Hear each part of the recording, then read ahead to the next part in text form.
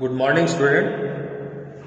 Topic चल रहा है हमारा कक्षा 12 में ज्योग्राफी में भारत की जनसंख्या का वितरण, घनत्व और उसकी वृद्धि। तो भारत के संदर्भ में जनसंख्या का अध्ययन चल रहा है और इसमें हमने जनसंख्या के वितरण को समझ लिया था कि जनसंख्या वितरण किसे कहते हैं, किन किन क्षेत्रों में किस प्रकार से भारत की जनसंख्या जो है वो वितरित है, किन क्षेत्रों में कितनी ज्यादा है, किन क्षेत्रों में कम है, इनके बारे में हमने अध्ययन किया। उसके साथ ही हमने जनसंख्या के वितरण को प्रभावित करने वाले कारक, चाहे उसको हम कह सकते हैं कि घनत्व को भी प्रभावित करने वाले जो कारक थे, उन सभी कारकों के बारे में विस्तार से अध्ययन किया।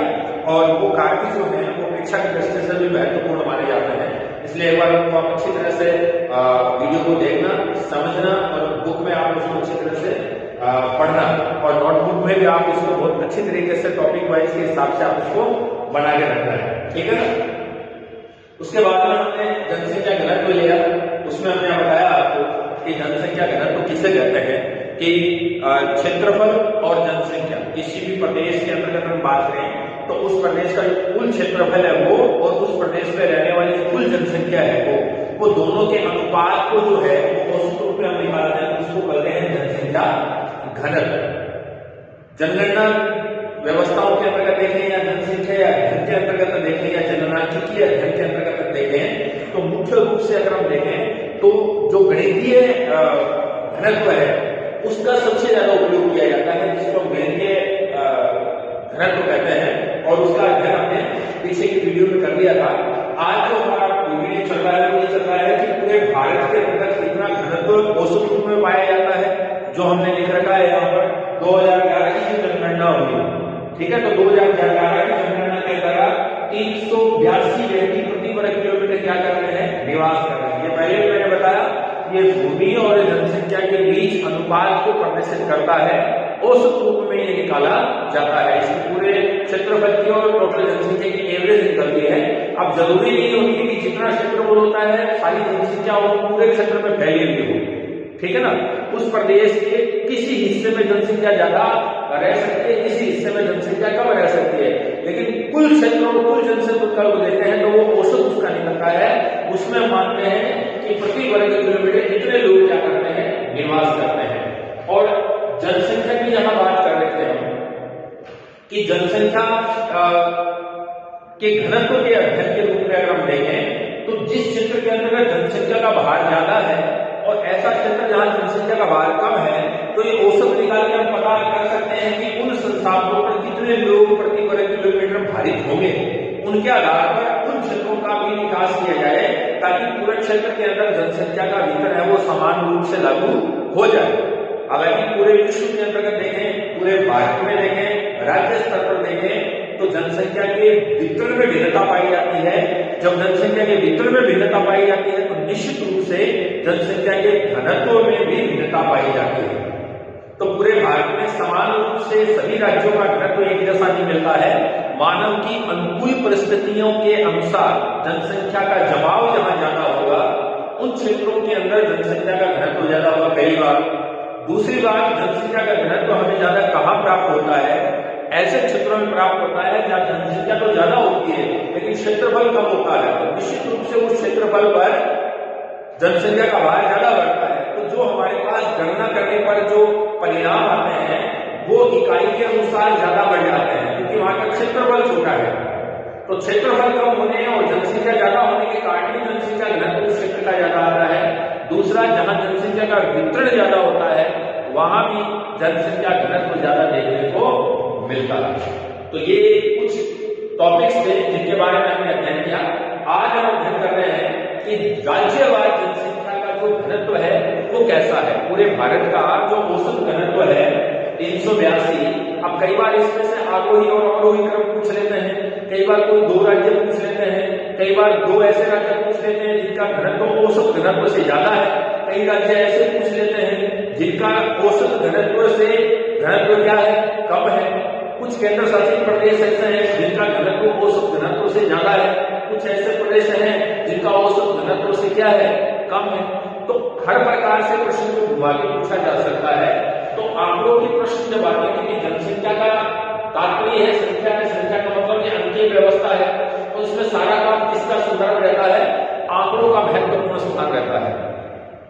इसलिए एक आधा प्रश्न 1 नंबर का या 2 नंबर का इसमें से भी पूछा जा सकता है, तो उसको भी एक तरह से रिव्यू कर लेते हैं इसकी, ठीक है ना।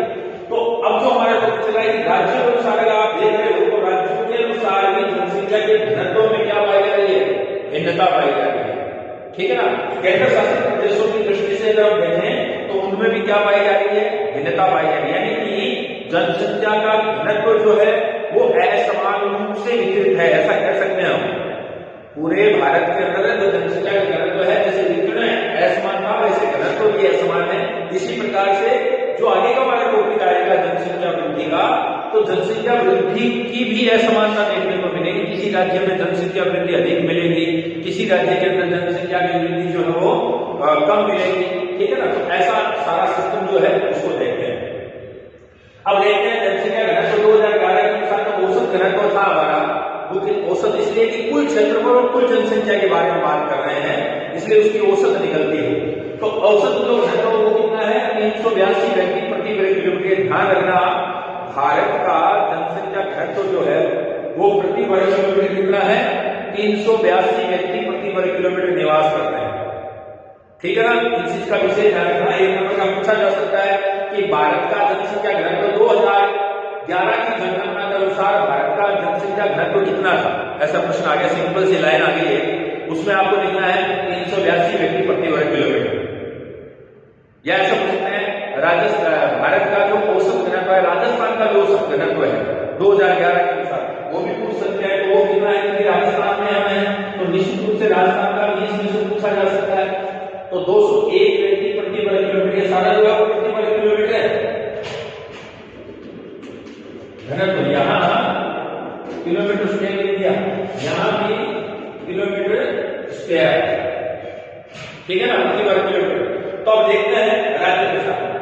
ऐसे राज्य हैं जिनका औसत घनत्व भारत के औसत घनत्व से ज्यादा है, जिनका औसत घनत्व भारत के औसत घनत्व से क्या है, ज्यादा है। ऐसे राज्य हैं, सबसे पहला स्थान जो आता है वो किसका आता है, बिहार का आता है। कि बिहार जो है उसके अंतर्गत सबसे ज्यादा 1102 व्यक्ति प्रति वर्ग किलोमीटर निवास करते हैं, 1102 व्यक्ति प्रति वर्ग किलोमीटर निवास करते हैं। इसके बारे में प्रश्न आ सकता है। और जो राज्यों की दृष्टि से देखें तो सबसे कम जो है वो किसका आता है, अरुणाचल प्रदेश का आता है। तो इन दोनों का ही एक प्रश्न बन जाता है, इन दोनों का ही क्या बन जाता है, एक प्रश्न बन जाता है। कैसे प्रश्न बनेगा कि भारत में सर्वाधिक घनत्व वाला राज्य कौन सा है और सबसे कम घनत्व वाला राज्य कौन सा है। भी सबसे ज्यादा घनत्व वाला राज्य कौन सा और सबसे कम घनत्व वाला राज्य कौन सा है, नाम लिखिए। तो सबसे पहला जो नाम लिखोगे वो लिखोगे आप बिहार, और अगर ऐसी संख्या लिखी आप तो ये बहुत अच्छी बात है, ठीक है। और दूसरा क्या होता है, अरुणाचल प्रदेश, इसमें 17 व्यक्ति प्रति वर्ग किलोमीटर निवास करते हैं। तो आप एक प्रश्न इसी में से ऐसे निकलते हैं, इनको थोड़ा सा ध्यान से आप देखें। उसके बाद दूसरा जो राज्य, अब ये सारे राज्य वो है 394 यानी 382, यानी ये सारे राज्य हैं। इन सभी राज्यों का जो औसत घनत्व है वो 382 प्रति वर्ग किलोमीटर से ज्यादा है। तो आपसे कह सकते हैं कि कोई 5 ऐसे राज्यों के नाम लिखिए, कोई 2 ऐसे राज्यों के नाम लिखिए, कोई 4 ऐसे राज्यों के नाम लिखिए जिनका औसत घनत्व भारत के 2011 की जनगणना के औसत घनत्व से क्या है, ज्यादा है। तो इसके संदर्भ में हम देख सकते हैं इस चीज को, ठीक है ना। तो इस चीज का विशेष ध्यान रखेंगे आप। तो ये जितने भी औसत घनत्व वाले राज्य हैं, तो इन राज्यों में एक चीज देखो आप, सबसे ज्यादा किसका है, बिहार का, सबसे कम किसका है, अरुणाचल प्रदेश का। इन चीजों के बारे में भी आपसे प्रश्न पूछा जा सकता है। दूसरा जो है वो है पश्चिम बंगाल। क्या पूछा जा सकता है, कोई भी 5 राज्यों के नाम लिखिए। कौन से राज्य जिनका औसत घनत्व से ज्यादा घनत्व, यानी 2001 के 382 व्यक्ति प्रति वर्ग किलोमीटर से अधिक घनत्व जिन राज्यों का है, उनमें से किसी 5 के क्या लिखिए, नाम लिखिए। कोई 2 के नाम लिखिए, कोई 3 के नाम लिखिए, ऐसा हो सकता है।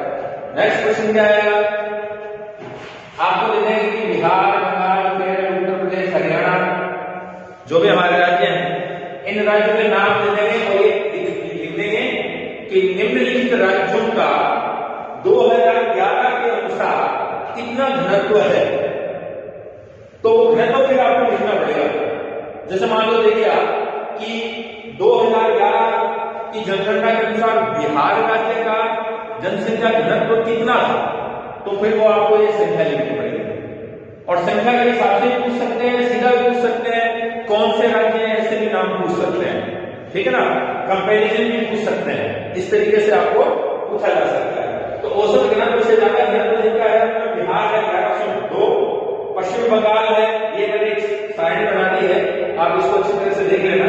केरल 850, उत्तर प्रदेश 828, हरियाणा 573, तमिलनाडु 555, पंजाब 550, झारखंड जो है 414, असम 397, गोवा 394। तो गोवा का लगभग औसत घनत्व के समीप वो परिस्थितियां चल रही है, ठीक है ना। ऐसा इसी तरीके से अगर हम देखें तो ये जो केंद्र शासित प्रदेश है, इन केंद्र शासित प्रदेशों में भी आपसे पूछा जा सकता है। केंद्र शासित प्रदेशों में सबसे ज्यादा जो जनसंख्या का घनत्व है वो किसका है, दिल्ली का है, और सबसे कम घनत्व जो है वो किसका है, अंडमान निकोबार द्वीप समूह का है। तो ऐसा भी पूछा जा सकता है, ये कंपैरिजन में पूछा जा सकता है। राज्य के साथ साथ आपसे केंद्र शासित प्रदेशों के बारे में भी पूछा जा सकता है कि कौन सा केंद्र शासित प्रदेश है जिसका घनत्व सबसे ज्यादा है, कौन सा ऐसा केंद्र शासित प्रदेश है जिसका घनत्व सबसे कम है। ये दोनों चीजें आपसे पूछा जा सकता है। ऐसा भी पूछा जा सकता है, राज्य भी दे देंगे और केंद्र शासित प्रदेश भी दे देंगे। क्या प्रश्न पड़ेगा कि भारत की 2011 की जनगणना के अनुसार किस राज्य का और केंद्र शासित प्रदेश का सबसे अधिक जनसंख्या घनत्व था, और किस राज्य और किस केंद्र शासित प्रदेश का सबसे कम जनसंख्या घनत्व था। तो दोनों पूछेंगे ना, राज्य भी पूछ लिया और केंद्र शासित प्रदेश में। उस स्थिति में क्या करना आपको कि राज्य है बिहार 1102 व्यक्ति प्रति वर्ग किलोमीटर, ठीक है ना। केंद्र शासित प्रदेश जो है उसके अंदर दिल्ली 11,297 व्यक्ति प्रति वर्ग किलोमीटर। और वहीं अगर हमसे सबसे कम की बात करेंगे तो राज्य की दृष्टि से लिखेंगे अरुणाचल प्रदेश 17 व्यक्ति प्रति वर्ग किलोमीटर, और वहीं अंडमान निकोबार द्वीप समूह जो केंद्र शासित प्रदेश में सबसे कम है उसका लिखेंगे 46 व्यक्ति प्रति वर्ग किलोमीटर। तो इस तरीके से केंद्र शासित प्रदेशों का और राज्यों को मिलाकर भी प्रश्न पूछा जा सकता है। एक लाइन का, 2 लाइन का प्रश्न, एक नंबर ही बहुत इंपॉर्टेंट होता है। तो इसमें से जो प्रश्न निकल रहे हैं उनको थोड़ा सा ध्यान रखना, कई बार आपको प्रश्न दे देते हैं। तो ये केंद्र शासित प्रदेश है, इनसे भी आपसे पूछ सकते हैं 3 कोई केंद्र शासित प्रदेशों के नाम बताइए, 3 केंद्र शासित प्रदेशों के नाम बताइए जिनका औसत घनत्व भारत के औसत घनत्व से ज्यादा घनत्व पाया जाता है। तो ये दोनों क्षेत्र, दिल्ली और चंडीगढ़ जो है, दिल्ली और चंडीगढ़ जो है ये एक तरह से नगरीय व्यवस्था का विस्तार होने के कारण दिल्ली की राजधानी क्षेत्र है और चंडीगढ़ है तो एक ऐसे देखें कि उभरता हुआ औद्योगिक एक नगर मान सकते हैं इसको, जो मैन्युफैक्चरिंग सिस्टम के अंतर्गत ना आके फ्यूज इंडस्ट्रीज ज्यादा इसमें डेवलप हो रही है, ठीक है ना। तो इस तरीके का जैसे असेंबलिंग सिस्टम जो है वो सारे के सारे चंडीगढ़ के अंतर्गत किए जा रहे हैं, एजुकेशनल हब माना जाता है। तो ये सारी चीजें जो है इन चीजों के कारण जनसंख्या का यहाँ पर घनत्व क्या है, ज्यादा है। क्योंकि चंडीगढ़ जो है नए बसाए गए नगर के रूप में है, सीधा ही नगर बसाया गया है, अधिसूचित किया गया है, इसका जो निर्माण किया गया है वो नगरीय व्यवस्था के अंतर्गत किया गया है। तो सारी फैसिलिटी, सारी सुविधाएं जो नगरों में होती है वो यहाँ होती है, और औद्योगिक गतिविधियों के लिए जो व्यवसाय के अवसर हैं वो सबसे ज्यादा यहाँ पर देखने को मिलते हैं। इसलिए जनसंख्या का जमाव यहाँ ज्यादा होता है, क्योंकि क्षेत्रफल कम है और आसपास के बाहर के लोग आकर ज्यादा जमा है, इसलिए जनसंख्या का घनत्व इस चंडीगढ़ में क्या मिलता है, ज्यादा मिलता है। दूसरा, दिल्ली की अगर बात करें तो दिल्ली जो है वो राष्ट्रीय राजधानी है और सारी की सारी जो प्रशासनिक और शासनिक तथा औद्योगिक राजनीतिक किसी भी प्रकार की गतिविधि हो उसका केंद्र, मुख्य केंद्र जो है वो कहाँ है, दिल्ली, ठीक है ना। इसलिए लोगों का जमाव ज्यादा वहां पर पाया जाता है, इसलिए वहां जनसंख्या घनत्व ज्यादा है। ये कुछ ऐसे राज्य हैं जिनका औसत घनत्व 2011 382 से क्या है, कम है। इसमें महाराष्ट्र है, कर्नाटक है, आंध्र प्रदेश है, राजस्थान। ये 2 प्रश्न पढ़ते हैं इसमें कम वाले में से 2 प्रश्न पढ़ते हैं, सामने आ रहा है हमारे पास, क्या आ रहे हैं। किन्हीं 3 राज्यों के नाम लिखिए जिनका औसत घनत्व से घनत्व कम है, पहला। दूसरा है नाम दे देंगे और इनका घनत्व कितना कितना है,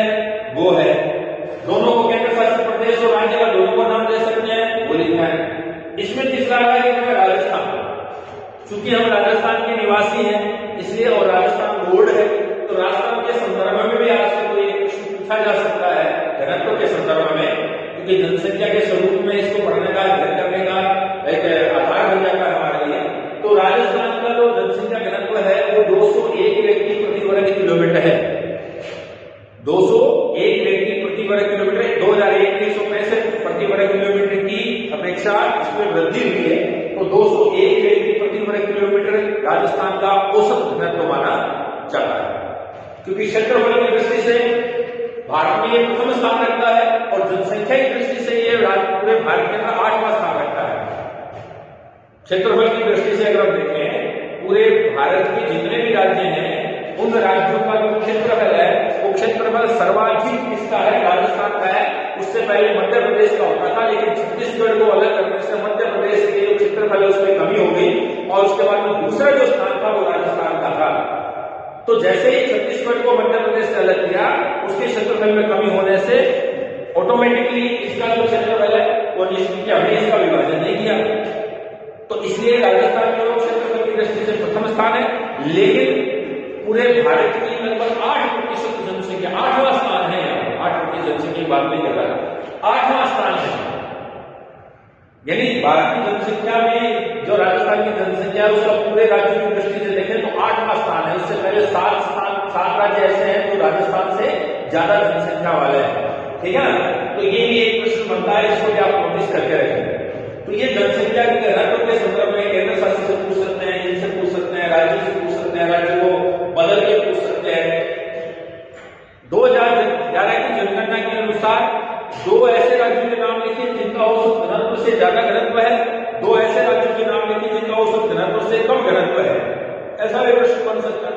तो ये जनसंख्या के संदर्भ में प्रश्न बनते हैं, तो इनको बहुत अच्छी तरह से देख लेना, है ना। मैंने थोड़ा बहुत बता दिया है, तो भी आप इसको देख सकते हो, पूरी सारणी है, इसको आप खोज करके सारणी को आप अपनी नोटबुक में उतार सकते हैं पढ़ने की दृष्टि से, ठीक है ना। अब क्या है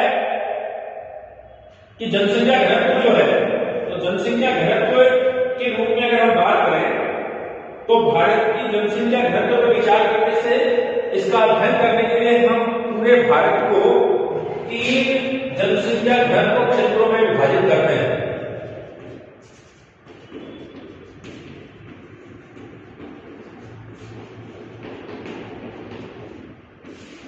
जितना भी जनसंख्या का घनत्व हुआ, जिनके बारे में, राज्यों के बारे में, केंद्र शासित प्रदेशों के आधार पर जब हमने बात की तो उसके आधार पर अगर हम देखें, ठीक है ना, तो 3 जनसंख्या घनत्व के संदर्भ में हम इसको देख सकते हैं, ठीक है ना। उसमें क्या आएगा, 3 क्षेत्र के हैं। उसमें पहला क्षेत्र आएगा उच्च घनत्व वाले क्षेत्र, उच्च घनत्व वाले क्षेत्र, ठीक है ना। इसका लगभग हम औसत घनत्व के नजदीक का सा हिस्सा लेंगे इसको शामिल करने के लिए। दूसरा जो आता है वो आता है मध्यम घनत्व वाले क्षेत्र, ठीक है ना। तीसरा जो आता है वो आता है निम्न घनत्व वाले क्षेत्र। 3 क्षेत्रों। अब आपसे पूछ सकते हैं जनसंख्या घनत्व को भारत में, जनसंख्या घनत्व के आधार पर भारत को कितने क्षेत्रों में विभाजित किया गया है, तो कितने भागों में किया गया है, 3 भागों में विभाजित किया गया, 3 भागों में वर्गीकृत किया गया है, 3 भागों में अध्ययन के लिए इसका विभाजन किया गया है। तो पहला कौन सा है, उच्च घनत्व क्षेत्र, यानी ऐसे क्षेत्र जहां 500 व्यक्ति प्रति वर्ग किलोमीटर से अधिक हो।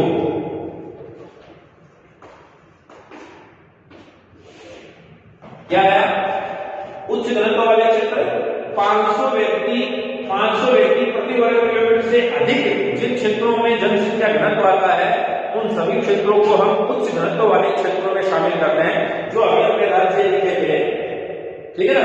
उन राज्यों के अंदर इसको शामिल कर सकते हैं, ठीक है ना। और 500 से लेके अब दूसरा जो है मध्यम, तो मध्यम वाला कौन सा आएगा कि ऐसे राज्य जिनका घनत्व 300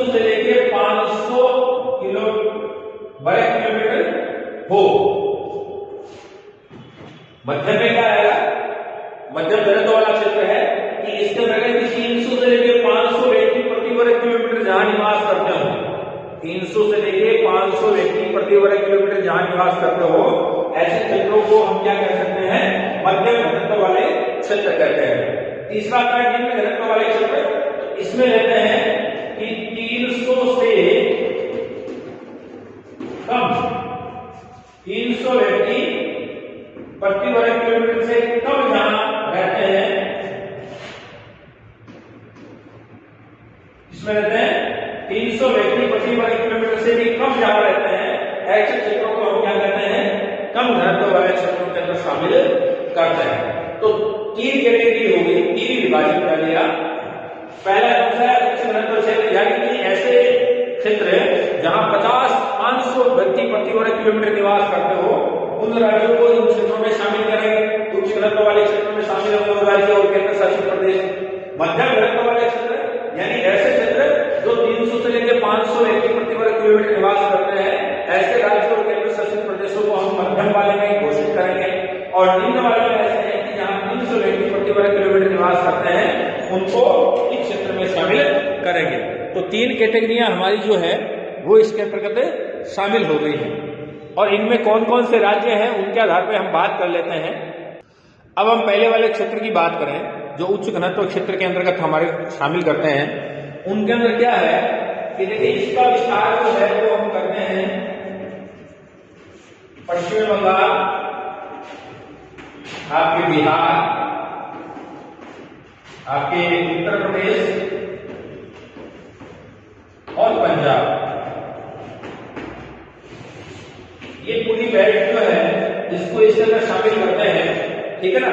इसके अलावा जो तटीय क्षेत्र है जहां पर ऐसी परिस्थितियां पाई जाती है, अब यहाँ जनसंख्या का घनत्व ज्यादा क्यों पाया जाता है, इसके पीछे कारण है कि यहाँ पर कृषि योग्य उपजाऊ भूमि मिलती है, जिससे उत्पादन क्या है ज्यादा है, समतल भूमि है, इसलिए आर्थिक विकास क्या हुआ है, ज्यादा हुआ है। कृषि के लिए अनुकूल परिस्थितियां यहाँ पाई जाती हैं, उद्योग धंधों के लिए यहाँ पर अनुकूल परिस्थितियां पाई जाती हैं। इन सभी के आधार पर देखते हैं सिंचाई के साधन अच्छे हैं, है ना। उर्वरक मिट्टी, उपजाऊ मिट्टी, जलोढ़ मिट्टी या काम मिट्टी जिसको बोलते हैं, जो कृषि के लिए उपयोगी मानी जाती है, ऐसी मृदा का जमाव यहाँ पे है। इसके साथ साथ नदियां होने के कारण पेयजल की सुविधा है। किसकी सुविधा है? पेयजल की सुविधा है। तो पेयजल की सुविधा के कारण लोगों का जमाव जो है वो ज्यादा पाया जाता है। इसलिए इस क्षेत्र के अंतर्गत इन क्षेत्रों में सघन आबादी पाई जाती है। क्या पाई जाती है? सघन आबादी। तो सघन आबादी वाले क्षेत्र जो है उनके अंतर्गत ये वो प्रदेश है, पश्चिम बंगाल है, बिहार है, उत्तर प्रदेश है, पंजाब है, यहाँ पे जो राज्य आते हैं इनके अंदर इसको शामिल किया जाता है, ठीक है ना। इसके साथ ही साथ जो दक्षिणी भारत की स्थिति की बात करें तो मालाबार तटीय क्षेत्र जो है, ठीक है ना, और तमिलनाडु में उच्च भूमि क्षेत्र है, वहां भी ऐसी स्थिति देखने को मिलती है जहां बागायती कृषि की जाती है, बागवानी कृषि की जाती है, वहां ऐसी स्थितियां देखने को मिलती है और वहां जनसंख्या का जमाव क्या पाया जाता है? ज्यादा पाया जाता है। तो ये वो क्षेत्र है, मालाबार का हिस्सा हो गया, तमिलनाडु की उच्च भूमि क्षेत्र हो गई जहां बागायती कृषि की जाती है, ठीक है ना। कावेरी नदी वाला जो क्षेत्र हो गया, तो कावेरी नदी का जो डेल्टा है उस डेल्टा वाले क्षेत्र के अंदर जनसंख्या का जमाव क्या पाया जाता है? अधिक देखने को मिलता है। तो ये कुछ इसमें ऐसे हैं जहां जनसंख्या का जमाव 500 व्यक्ति प्रति वर्ग किलोमीटर से भी अधिक देखने को मिलता है। दूसरा इसका इसके अंतर्गत आता है। और दूसरी बात है कि जैसे मान लो इसमें मैं लिख देता हूं, आपको समझ आ जाएगा। जो मालाबार का हिस्सा है, मालाबार तट है, ठीक है ना, आपके गणित शास्त्र में पढ़ा है मालाबार तट है।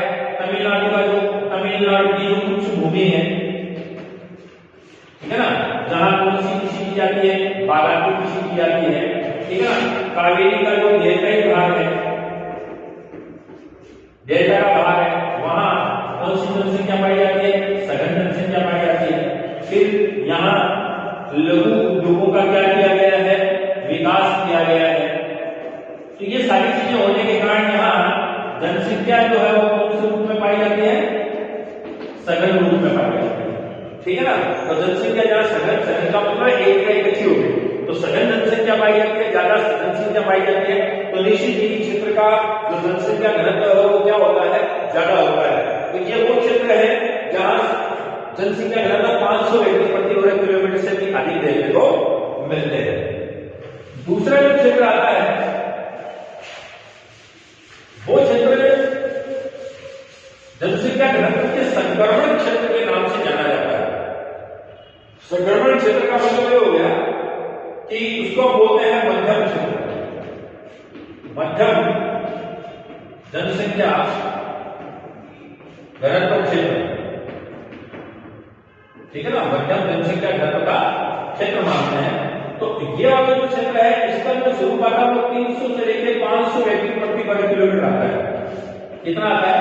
300 से लेकर 500। और निम्न को हमने कितना माना? 300। और उच्च को हमने कितना माना? 500। ठीक है ना। तो 300 और 500 यानी निम्न और उच्च के मध्य की जो श्रेणी है जहां जनसंख्या घनत्व पाया जाता है उन सभी राज्यों को इसके अंदर शामिल करते हैं, उन सभी क्षेत्रों को इसके अंदर शामिल करते हैं। तो इसके अंदर क्या है कि समुद्र तटीय क्षेत्र का हिस्सा जो मैदानी क्षेत्र से छोड़कर पठारी क्षेत्रों में आता है, आंध्र प्रदेश का हुआ, तमिलनाडु का हिस्सा हुआ, है ना, गोवा का हिस्सा हुआ, तो वो जो हिस्से होते हैं वो सारे के सारे इसमें क्या करते हैं? शामिल करते हैं। इसमें आपको उत्तरी भारत के कुछ घनत्व के जो क्षेत्र आते हैं, उत्तरी भारत के जो क्षेत्र है उसमें महाराष्ट्र का जो क्षेत्र आता है वो उसके समीप लगा हुआ है, ठीक है ना। यानी उच्च घनत्व के नजदीक वाले क्षेत्र और कम घनत्व के नजदीक वाले क्षेत्र के मध्य की जो स्थिति में जो क्षेत्र आते हैं उनको इनमें शामिल करते हैं। इनमें महाराष्ट्र आता है, गुजरात आता है, ठीक है ना, आपके अधिकांश भाग गुजरात का आता है, तेलंगाना का आता है, आंध्र प्रदेश का जो तटीय क्षेत्र है वो आता है, छोटा का पहाड़ी क्षेत्र आता है, ठीक है ना। ये सारे राज्य हैं, इनके अंतर्गत क्या जैसे हम बात करें इसमें, जैसे महाराष्ट्र का जो क्षेत्र है वो क्षेत्र आता है, कुछ गुजरात का क्षेत्र आता है ना, तेलंगाना का क्षेत्र आता है, ठीक है, आंध्र प्रदेश का क्षेत्र आता है, जो पठारी हिस्से हैं उसमें शामिल करते हैं। इसके अब इन क्षेत्रों में क्या है, सबसे बड़ा बात है जल की उपलब्धता जो होती है वो थोड़ी कम रहती है, उपलब्धता थोड़ी कम, और कृषि के लिए अनुकूल परिस्थितियां कम होती है, इसलिए यहां जनसंख्या का जमाव पहले वाले की अपेक्षा क्या होता है?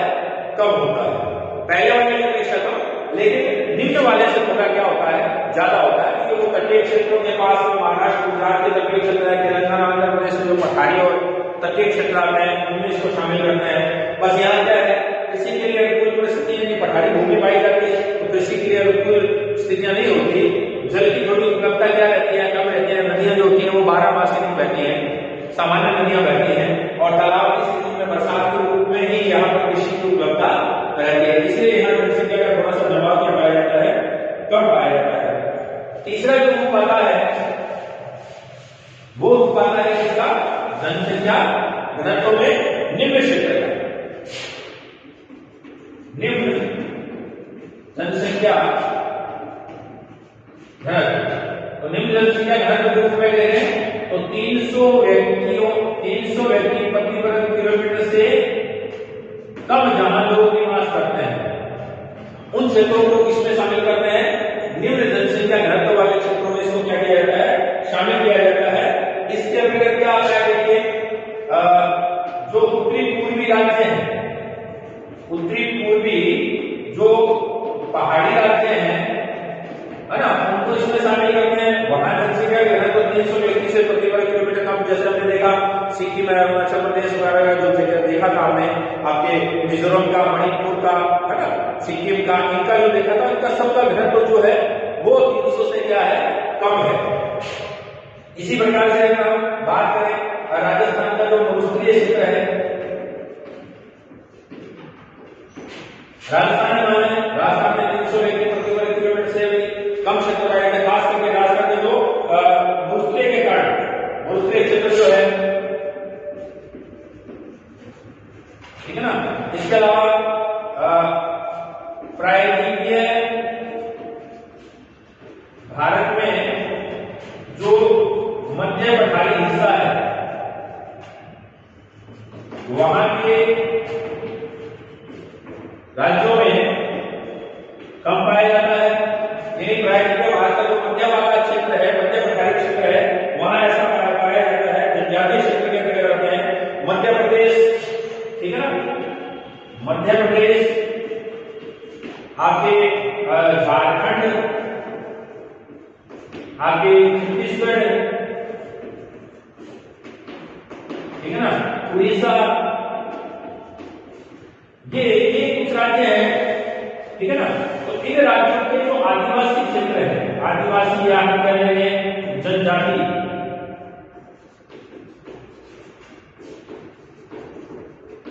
आदिवासी जनजाति क्षेत्र जो है वो उसके अंतर्गत आते हैं, इनको शामिल करते हैं। इसके अलावा कर्नाटक का जो अंदरूनी भाषा भाग है, पठारी हिस्सा, उसके अंदर भी जनसंख्या का जमाव जो है वो कम पाया जाता है और वहां जनसंख्या का घनत्व जो है वो 300 व्यक्ति प्रति वर्ग किलोमीटर से भी क्या पाया जाता है, कम पाया जाता है। इसके पीछे कारण ये रहता है कि जो पहाड़ी क्षेत्र हैं वो जनसंख्या के विकास में अवरोधित माने जाते हैं।